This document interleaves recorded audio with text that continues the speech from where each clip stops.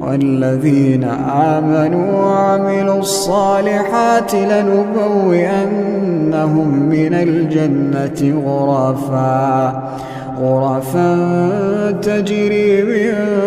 تحتها الأنهار خالدين فيها نعم أجر العاملين الذين صبروا وعلى ربهم يتوكلون